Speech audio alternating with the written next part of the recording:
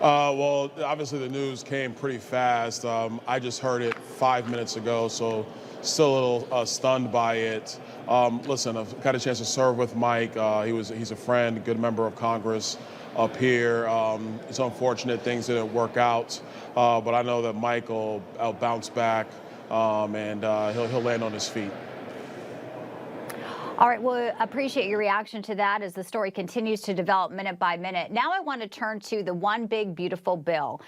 There's some pressure on the clock for the work that you need to get done. Treasury Secretary Scott Bessent said July 4th is a new deadline for the tax agenda. But Speaker Mike Johnson says he wants you guys to have it ready to get over to the Senate by Memorial Day. How realistic is that time frame, Congressman? Well, look, I think that's very aggressive, considering that I know there's maybe a week or two we're not here on Capitol Hill, the way the current schedule is working. So it's going to be a very heavy lift to get done by Memorial Day. I think it's possible, but there are some elements that have to be aligned out. And like I've been saying from day one on budget reconciliation, it's not really about tax policy or any of the agenda items. It's going to be about spending cuts. It's going to be about the ways that we reform mandatory spending into the future. The federal government cannot continue the velocity of borrowings that we have been doing up here for the last decade. That's right. It's simply not sustainable. We have to get it under control. And so that's really going to be the linchpin of getting this thing done. Let's talk about the cuts then. Medicaid.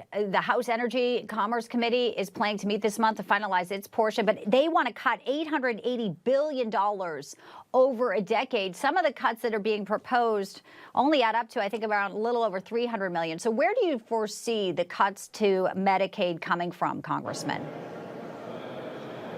Well, look, I think if you're going to talk about Medicaid in particular, the first thing has to be waste and abuse that's in that system.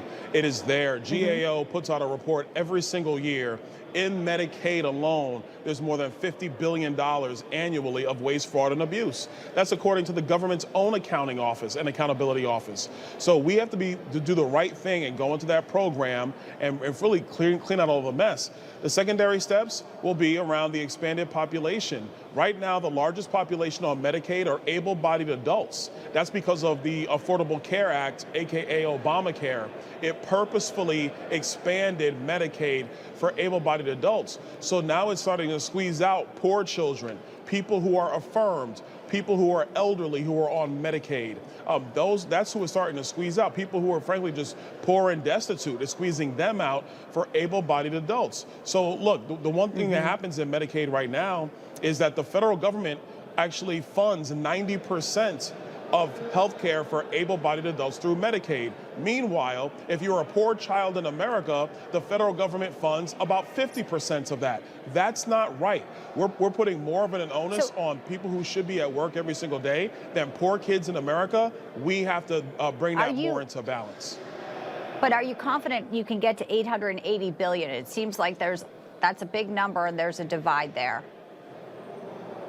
Oh, out of energy and commerce, we can get there. Before I started running for governor, I was deeply engaged in a lot of these topics about the spending side for budget reconciliation.